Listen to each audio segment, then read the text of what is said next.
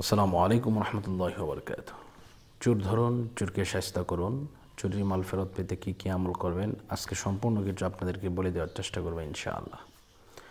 আল্লাহ পাক রব্বুল আলামিন পবিত্র কালামুল্লাহ শরীফের মধ্যে ৬,৬৬৬ খানা আয়াত নাজিল করে দিয়েছেন।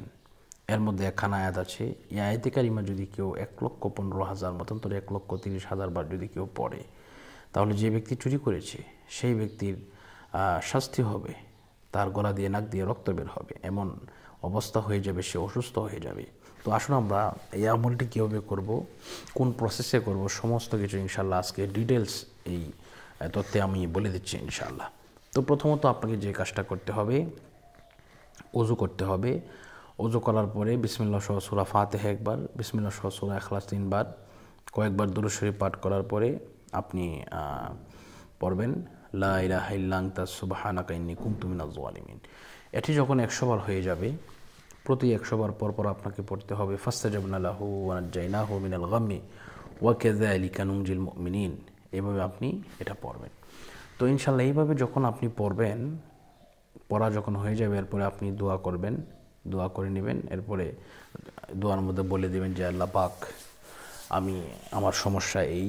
আর যদি আপনারা যদি নিজেরা না পারেন, তাহলে ইনশাআল্লাহ আমাদেরকে বললে, ফ্যামিলির লোক বেশি থাকলে করা যায়, এটা একা করা সম্ভব নয়।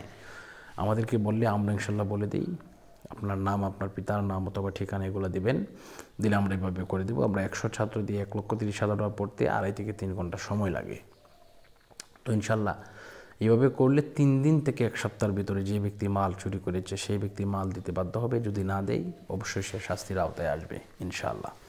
তো এই জন্য সম্মানিত ভিউয়ার্স, আপনারা আল্লাহর উপর ভরসা রাখবেন। আমি একটি আমার কাছ থেকে তদবির করিয়ে যে ফল লাভ করেছেন, একটি সিমটম আপনাদেরকে বলি। মালয়েশিয়ার এক ভাই, আমি আল্লাহকে সাক্ষী রেখে বলছি, মালয়েশিয়ার এক ভাই, উনি ওইখানে থাকতেন। তো বাড়িতে আসবেন, 13 লক্ষ টাকা উনি জমিয়েছিলেন। তো এখান বাড়িতে আসার পূর্বে উনি টাকাটা তুলে রুমে রাখলেন, উধাও হয়ে গেল।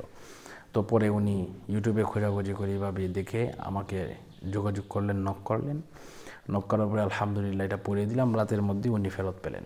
তো আলহামদুলিল্লাহ আমাদের মাধ্যমে শত শত লোক আলহামদুলিল্লাহ উপকৃত হচ্ছেন। তো এটা হচ্ছে বিশ্বাস রাখতে হবে আল্লাহর উপরে, কারণ আল্লাহ পাক হচ্ছেন দেওয়ার মালিক, নেওয়ার মালিক। ওয়া তুইজ্জু মান তাশা ওয়া তুযিল্লু মান তাশা। আল্লাহ পাক হচ্ছে দেওয়া নেওয়ার মালিক, সম্মান দেওয়ার, সম্মান কমিয়ে নেওয়ার, অপমান করার মালিক হচ্ছে আল্লাহ। এজন্য আমরা ইনশাআল্লাহ অবশ্যই আমরা এইভাবে এই তদবিরটি করার চেষ্টা করব। যদি আমরা এইভাবে তদবিরগুলো করার পরে ইনশাআল্লাহ দেখবেন আপনি এমন অবস্থা হবে, আপনার সব কিছু ঠিক হয়ে যাবে, আপনার মাল আপনি ফিরে পাবেন। তো আজকের মতো এই পর্যন্ত বিদায় নিচ্ছি। আসসালামু আলাইকুম রহমতুল্লাহ।